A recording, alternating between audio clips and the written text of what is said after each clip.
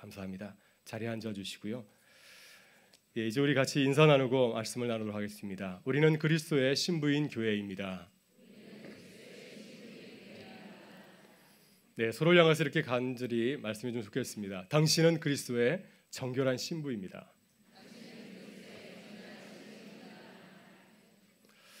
네, 어제 하루 종일 홍보부에서 이 강단에 예쁜 크리스마스 트리를 이렇게 준비를 해주셨습니다. 수고하신 분들에게 참 감사를 드립니다.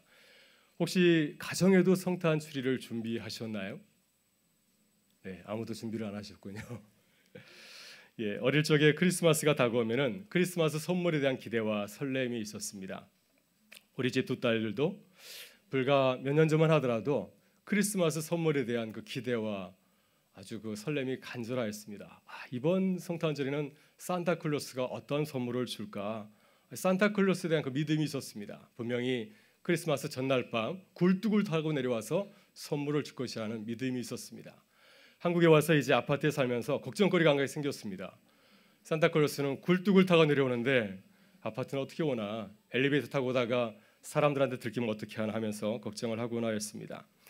매년 12월이 되면 미국 아이들은 성탄 트리 앞에 자신이 받고 싶어하는 선물 목록을 카드에 써서 이렇게 놓아둡니다. 우리 아이들도 12월이 되면은 자기가 받고 싶은 성탄 선물, 산타클로스 받고 싶은 성탄 선물에 목록을 적어가지고 이렇게 앞에 두었습니다. 그러면 제 아내와 저는 밤마다 이마트 저마트로 선물을 사러 다녔습니다. 그래서 몰래 선물을 사서 트렁크에 넣어두기도 하고요. 또 옷장 깊숙이 숨겨두었다가 성탄 전날 밤 아이들이 깊이 잠들었을 때 그것을 꺼내어서 포장하고 이제 성탄 트리 앞에 두게 되었습니다. 성탄절 아침이 되게 되면 아이들은 제일 먼저 뛰어가는 곳이 있죠. 바로 성탄 트리입니다. 산타클로스가 왔을까 확인해 봅니다. 그리고 오늘 이번에도 여김없이 선물을 주었다고 하면서 크게 기뻐하고 하였습니다. 아이들이 성탄 선물을 받아들고서 열어보는 그 모습이 너무 예뻐서 매년 몰래 선물 준비하는 것이 무척 기쁘고 즐거웠습니다. 그런데 몇 년 전 둘째가 6학년이 되면서 크리스마스 선물을 몰래 준비할 필요가 사라지게 되었습니다. 할렐루야. 네, 아이들이 이제 산타클로스의 비밀을 알게 된 거죠. 산타클로스는 미국에서 오는 것이 아니라 바로 엄마 아빠라는 사실을 알게 되었습니다. 그래서 올해도 성탄 트리 앞에 선물 카드가 없더라고요. 너무 감사한 일입니다. 올해도 몰래 선물을 준비할 필요가 없을 것 같습니다. 더 이상 크리스마스 선물을 기대하지 않는 아이를 바라보면서 한편으로는 좋기도 하지만은 걱정하는 마음이 생겼습니다. 혹시 얘네들이 성탄절에 대한 기대와 설렘이 사라진 것은 아닌가 하는 마음이 들더라고요. 사랑하는 여러분, 이번 성탄절을 맞이해서 주님께서 주시는 성탄 선물을 기대하고 계십니까?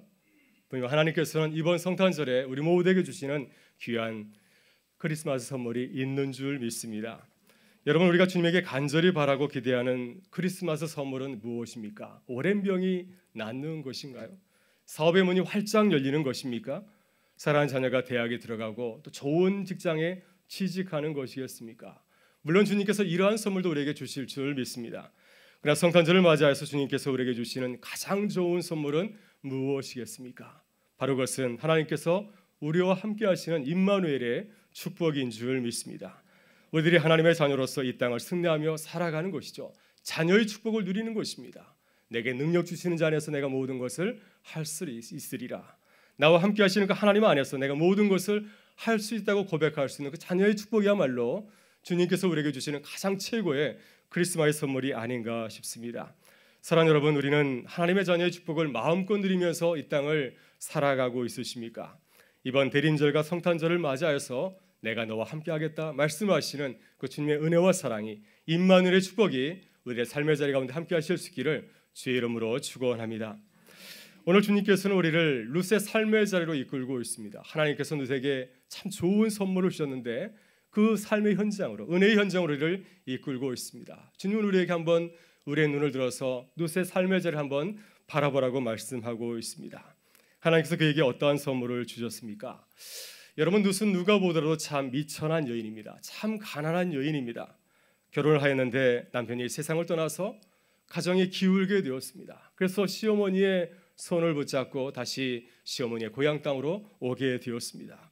먹고 살기가 너무나 힘들어서 그녀는 지금 어떻게 하루하루를 살아가고 있습니까?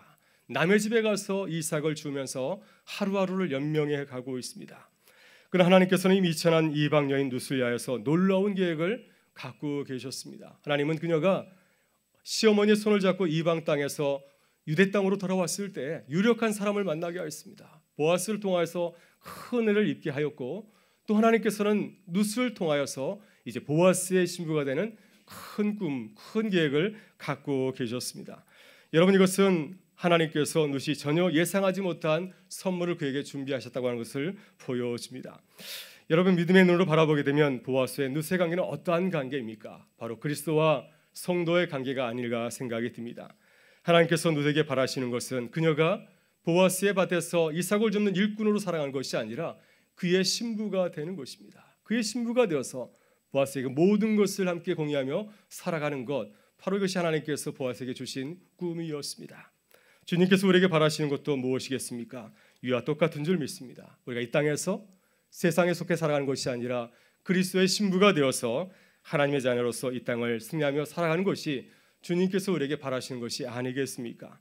여러분, 그렇다면 우리가 어떻게 그리스도의 신부로 이 땅을 승리하며 살아갈 수 있겠습니까? 오늘 주님께서는 룻의 모습을 통하여서 우리가 어떻게 그리스도의 신부로 거듭날 수 있는지를 말씀해 주고 있습니다.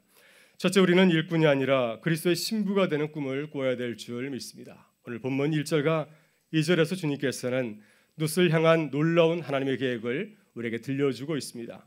우리 같이 한번 읽어볼까요? 룻의 시어머니 나오미가 그에게 이르되 내 딸아, 내가 너를 위하여 안식할 곳을 구하여 너를 위하여 너를 복되게 하여야 하지 않겠느냐? 내가 함께하던 하녀들을 둔 보아스는 우리의 친족이 아니냐? 보라, 그가 오늘 밤에 다장마당에서 보리를 까불리라. 아멘. 룻은 지금 며느리로서 시어머니를 모시고 또 시어머니를 봉양해야 하는 아주 어려운 처지 가운데 놓여 있습니다. 그런데 지금 보아스라는 능력 있는 사람을 만나서 큰 은혜를 입게 되었습니다. 보아스가 그녀를 얼마나 사랑하는지 모릅니다. 얼마나 많은 은혜를 베풀는지 모릅니다. 자신의 밭에서 많은 이삭을 주울 수 있도록 은혜를 베풀고 있습니다. 그래서 이 보아스 때문에 이제 룻은 더 이상 먹을 걱정하지 않게 되었습니다. 많은 양식을 주었기 때문에 이제는 일을 하지 아니하여도 몇 달간 시어머니와 함께 살아갈 수 있게 된 것이죠. 여러분, 이 정도면 룻이 더 이상 바랄 것이 없지 않겠습니까? 이 정도 넉넉해졌으면은, 이 정도 풍족하게 먹고 살게 되었으니 이만하면 만족해도 되는 것이 아닙니까? 그런데 그때 시어머니 나오미가 룻을 불러서 놀라운 계획을 그에게 들려줍니다. 내 딸아, 내가 너를 위하여 안식할 곳을 구하여 너를 복되게 하여야 하지 않겠느냐? 시어머니는 룻을 통하여서 하나님의 계획을 깨닫게 됩니다. 며느리를 데리고 고향에 들어왔는데 하나님께서 우리 가정 가운데 아주 좋은 사람을 보내주신 것이죠. 보아스를 통하여서 얼마나 많은 은혜를 입게 되었는지 모릅니다. 알고 보니까 그 사람은 우리 가정을 돌볼 수 있는 가까운 친척이기도 하는 거죠. 이 사실을 며느리의 입술을 통해서 들으면서 하나님의 계획을 깨닫게 되었습니다. 하나님의 계획이 무엇인가? 왜 하나님께서 우리에게 보아스를 보내주었는가? 하나님의 뜻은 며느리 룻이 보아스의 신부가 되는 것이었습니다. 1절에 보면 시어머니 노아미가 보아스에 대해서 이야기하면서 어떻게 그를 소개하고 있습니까? 보아스는 룻이 안식할 수 있는 사람, 룻을 복되게 할 사람이라고 소개를 하고 있습니다. 하나님께서 룻을 향하여서 이런 귀한 사람을 예비해 두셨다고 하는 것이죠. 여러분, 하나님께서 시어머니 나오미를 통하여서 룻에게 들려주시는 말씀은 무엇입니까? 내가 언제까지 보아스의 밭에서 이삭을 주는 일로 만족하며 살아가겠냐고 하는 것입니다. 이제는 보아스의 일꾼이 아니라 신부가 되어서 그 땅에서 안식하며 살아가라고 하는 것이 하나님의 말씀이었습니다. 이것이 하나님께서 룻을 위해서 준비하신 하나님의 놀라운 계획이었습니다. 오늘 우리의 모습을 가만히 돌아보실 수 있기를 바랍니다. 우리의 간절한 소원이 무엇입니까? 우리가 하나님 앞에 나와서 드리는 간절한 기도의 소원이 무엇입니까? 우리는 이만하면 족하다고 혹시 만족하며 살아가고 있지는 않습니까? 이만하면 됐다, 더 이상 바랄 것이 없습니다, 이렇게 주님 앞에 나와서 기도하며 생활하지는 않습니까? 여러분, 애플의 창업자 스티브 잡스가 애플을 처음 시작했을 때 그의 참모들과 이런 대화를 나눈 적이 있습니다. 그가 그의 스태프들에게 물었습니다. 우리 애플은 어떠한 기업인가? 우리 애플은 무엇을 위해서 존재하는가? 우리는 컴퓨터 팔아서 큰 기업이 되는 것이 우리의 꿈인가? 이렇게 물었습니다. 아무도 대답하지 못할 때 스티브 잡스는 그의 참모들에게 자신의 그 비전을 들려주었습니다. 우리는 세상을 바꾸는 기업입니다. 이것이 애플의 비전이요 꿈이라고 하는 것입니다. 그러한 근사한 아름다운 꿈을 가지고 있었기 때문에 애플이 큰 기업으로 성장한 것이 아닌가 하는 생각을 하게 되었습니다. 요즘 우리나라의 혼란스러운 현실을 바라보면서 참 안타까운 생각이 듭니다. 왜 토요일이면은 사람들이 거리에 나가서 촛불을 들어야 될까요? 100만, 230만 그 많은 사람들이 왜 토요일마다 나가서 촛불을 드는 그런 나라가 되었습니까? 이 땅에 1,000만 명이 넘는 그리스도인들이 있고 얼마나 많은 교회들이 곳곳에서 불을 밝히고 있습니까? 그런데 왜 이 나라가 불의가 성행하고 김영란 법을 시행해야 하고 또 대학생 청년들이 이 나라를 헬조선이라 하고 기독교를 혐오하는 나라가 되었을까요? 바로 그것은 우리의 꿈과 비전이 너무나 이기적이기 때문이 아니겠습니까? 나와 내 자신을만을 위해서 생각하였기 때문에 나만 잘 싸면 된다고 생각했기 때문에 이 나라가 이렇게 된 것은 아니겠습니까? 오늘 하나님께서는 누구에게 이삭 죽기로 만족하며 살아가는 비전을 주지 않았습니다. 이만하면 됐다 이렇게 말씀하지 아니하시고 그녀에게 새로운 비전을 허락하여 주었습니다. 룻이 영원히 거하고 완식할 수 있는 처소를 예비해 주었습니다. 이것이 하나님께서 이 룻에게 주었던 놀라운 비전이었습니다. 바로 그녀가 보아스와 결혼하여서 다윗왕과 예수 그리스도가 태어나는 믿음의 가문을 이루는 것이었습니다. 여러분, 이스라엘은 고엘이라고 하는 아주 좋은 전통을 가지고 있습니다. 고엘이라는 히브리어의 뜻은 무르다, 되찾다, 구속하다는 뜻을 담고 있습니다. 우리가 바둑을 둘 때 한수 물러줘 이렇게 말하지 않습니까? 바로 그것이 고엘입니다. 다른 사람을 위해서 내가 양보하고 책임을 지는 것, 바로 이것이 고엘이라는 뜻이죠. 고엘이란 말을 명사로 말하면 구속자라고 하는 뜻을 담고 있습니다. 고엘은 어떤 사람이 경제적으로 파산해서 노예로 팔려가거나 자신의 그 모든 기업을 잃게 되었을 때, 땅을 다 잃어버리게 되었을 때 그 사람의 가까운 친척이 그를 위하여서 대신 빚을 갚아주거나 또 몸값을 지불하는 제도를 말합니다. 어려운 일을 당했을 때 가장 가까운 이웃이 그를 위해서 책임져 주는 것, 바로 이것이 이스라엘의 좋은 고엘이라고 하는 전통이었습니다. 여러분이 고엘 제도에서 발생된 또 다른 이스라엘의 전통이 형사치수 제도입니다. 여인이 결혼하여서 남편이 세상을 떠났을 때 그를 누군가 책임져야 되지 않겠습니까? 그때 남편의 동생이 그녀와 결혼해서 형수를 책임져 주는 것, 바로 이것이 또 다른 고엘 제도의 전통이었습니다. 여러분, 지금 룻의 가정이 이 고엘 제도의 대상이죠. 남편이 세상을 떠나고 남편의 모든 재산이 다 흉년으로 해서 잃게 되었습니다. 보아스가 룻의 가정에 고엘이 되어준다면 다시 룻의 가정은 기업을 되찾을 수 있고 가문을 일으켜 세울 수가 있습니다. 그러니 보아스의 신부가 되어서 하나님의 비전을 이루라고 하는 것, 바로 이것이 하나님께서 룻에게 준 새로운 비전이었습니다. 여러분이 고엘 제도는 신약 성서에 오게 되면은 그리스도의 대속적인 죽음을 또한 상징하고 있습니다. 예수님께서는 우리의 모든 죄와 허물을 대신 갚아주기 위해서 이 땅에 내려오셨고 우리를 위해서 십자가에서 죽기까지 하셨습니다. 주님께서 우리의 고엘이 되어주셨는데, 우리의 구속주가 되어주셨는데, 주님께서 우리에게 바라시는 것은 무엇입니까? 우리가 세상의 노예로 살아가는 것이 아니라 그리스도의 신부가 되어서 이 땅 가운데 하나님 나라를 세우는 것, 그 주님께서 우리를 위해서 고엘이 되어주신 뜻인 줄 믿습니다. 여러분, 고린도서 11장 2절을 보게 되면 사도 바울이 참 놀라운 말씀을 우리에게 소개해 주고 있습니다. 내가 하나님의 열심으로 너희를 위하여 열심을 내노니 내가 너희를 정결한 신부로 한 남편인 그리스도께 드리려고 중매함이로다. 자신의 사명이 무엇인가? 많은 이방인들을 그리스도의 신부로 중매하는 것이라고 자신을 소개하고 있습니다. 이것이 우리의 신분인 줄 믿습니다. 우리의 신분이 무엇입니까? 우리는 그리스도의 신부요, 또 세상 가운데서 수많은 세상을 버타며 살아가는 많은 사람들을 그리스도의 신부로 인도하는 하나님의 사람들인 줄 믿습니다. 사랑하는 여러분, 그리스도의 정결한 신부가 되는 꿈을 꾸실 수 있기를 바랍니다. 우리의 신랑이신 주님과 동행하면서 임마누엘의 의뢰를 누리며 살아가는 하나님의 사람들 되실 수 있기를 주의 이름으로 축원합니다.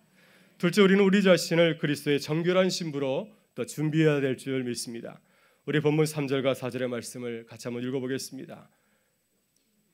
그런즉 너는 목욕하고 기름을 바르고 의복을 입고 타작마당에 내려가서 그 사람이 먹고 마시기를 다하기까지는 그에게 보이지 말고 그가 누울 때 너는 그가 눕는 것을 알았다가 들어가서 그의 발치 이불을 들고 거기 누우라.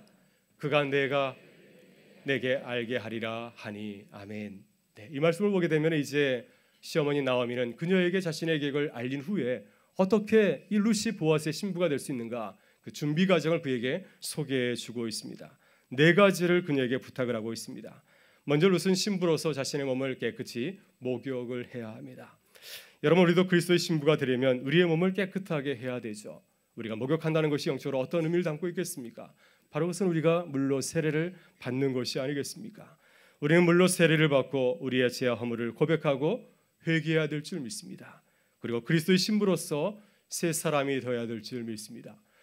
사도 바울은 로마서 12장 1절과 2절에서 세례를 받고 그리스도의 신부가 된 우리들에게 이렇게 당부하고 있습니다.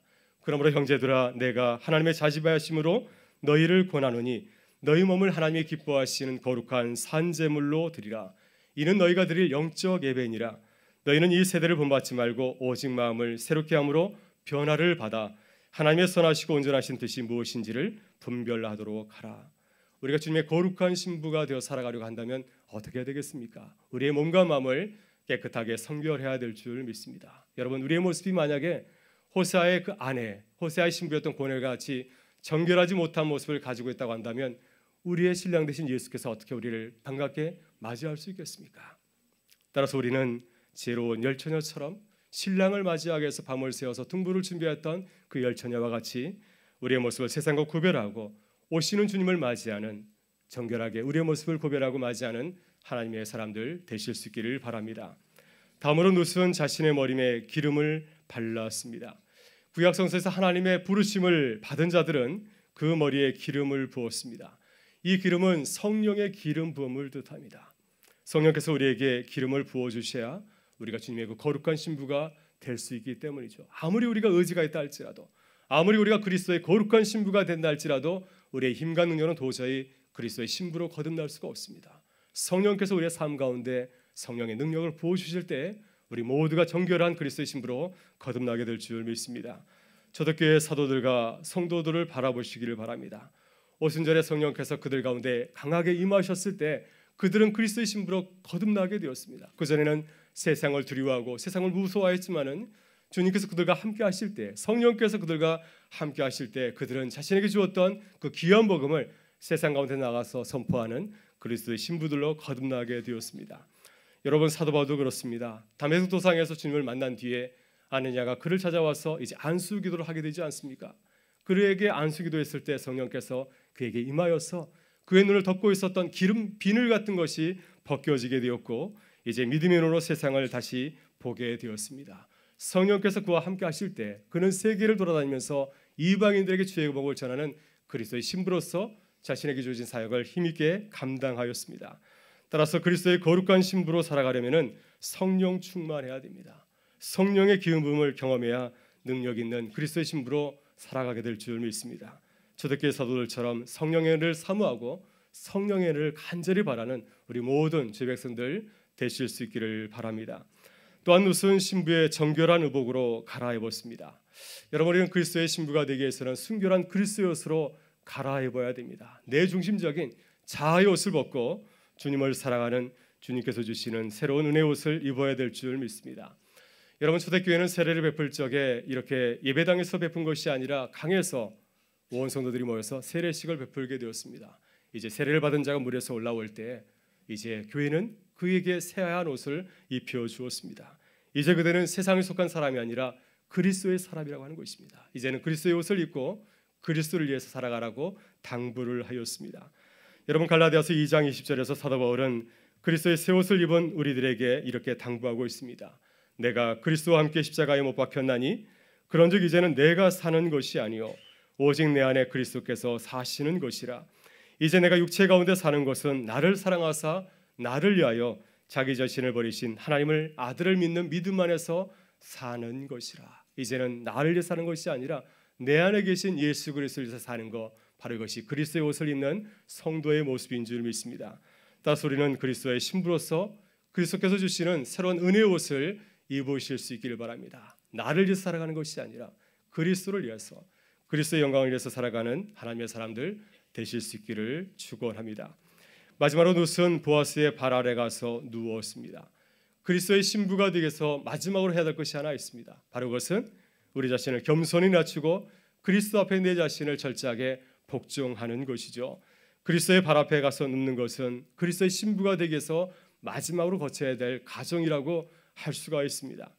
여러분, 헬라어로 예배는 프로스 키위네오라고 합니다. 이것은 노예가 주인 앞에 가서 자신을 완전히 땅바닥에 엎드리고 주의 말씀을, 주인의 말을 기다리는 겁니다. 주님, 나에게 말씀하여 주옵소서. 내가 당신의 말씀을 따르겠습니다. 바로 이것이 예배라고 하는 것입니다.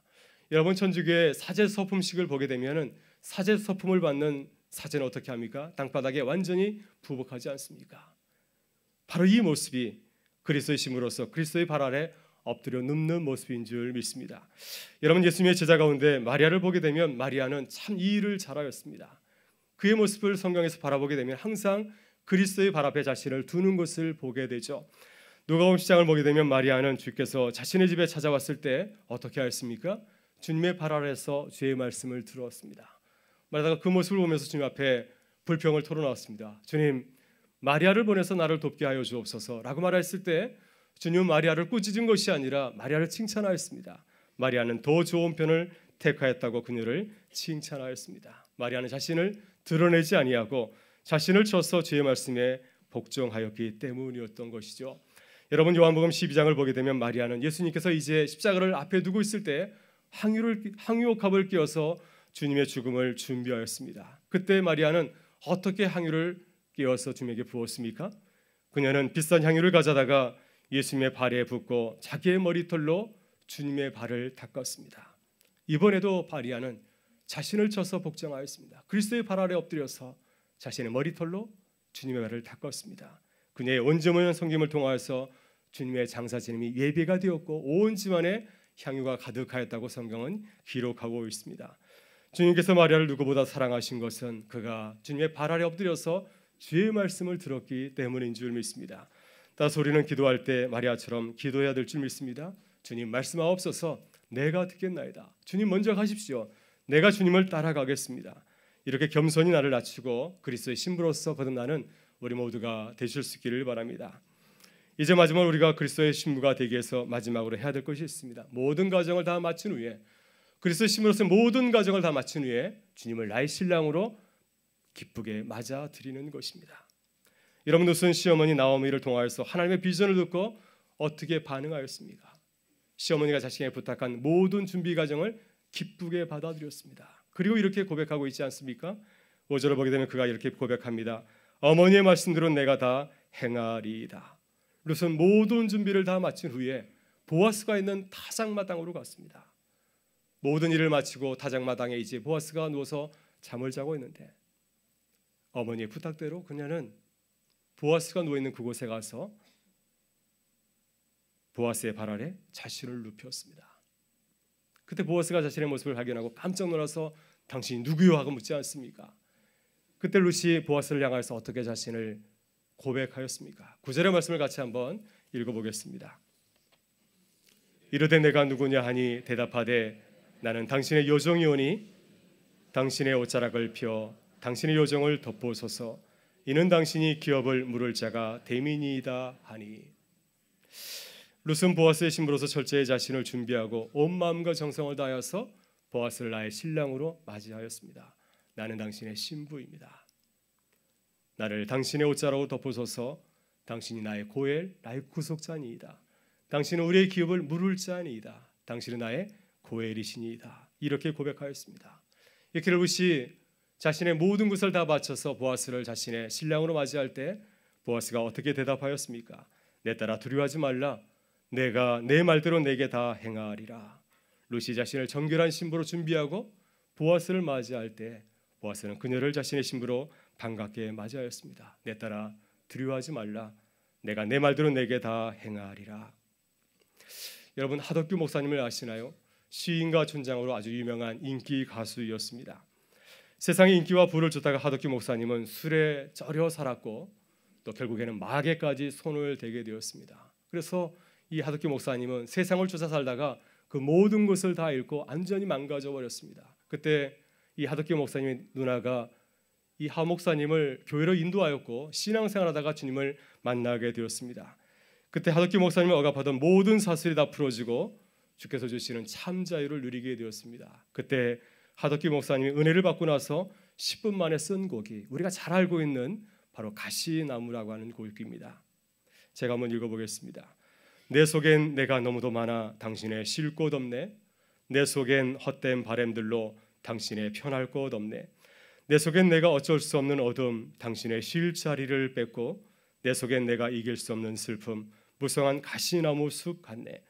바람만 불면 그 메마른 가지 서로 부대끼며 울어대고, 쉴 곳을 찾아 지쳐 날아온 어린 새들도 가시에 찔려 날아가고, 바람만 불면 애롭고 또 괴로워 슬픈 노래를 부르던 날이 많았는데 내 속에 내가 너무도 많아서 당신의 쉴 곳 없네. 이렇게 고백하였지만은 주께서 그에게 찾아오셨을 때 주님께서 하덕기 목사님에게 참 평안을 가져다 주었다고 그런 고백을 하고 있습니다. 여러분, 혹시 우리들의 모습이 가시나무와 같이 나를 의지하면서 힘겹게 세상을 살아가고 있지는 않습니까? 오늘 주님께서는 우리를 그리스도의 정결한 신부로 부르십니다. 당신의 옷자락으로 나를 덮으소서. 당신 나의 고엘이십니다. 당신 나의 구속자이십니다. 당신은 나의 모든 삶을 물을 자이십니다. 이렇게 기쁘게 영접할 때 주님께서는 우리를 당신의 신부로 맞이하여 주시고 우리를 축복의 길로 인도해 주실 줄 믿습니다. 아들아 딸아 두려워하지 말라.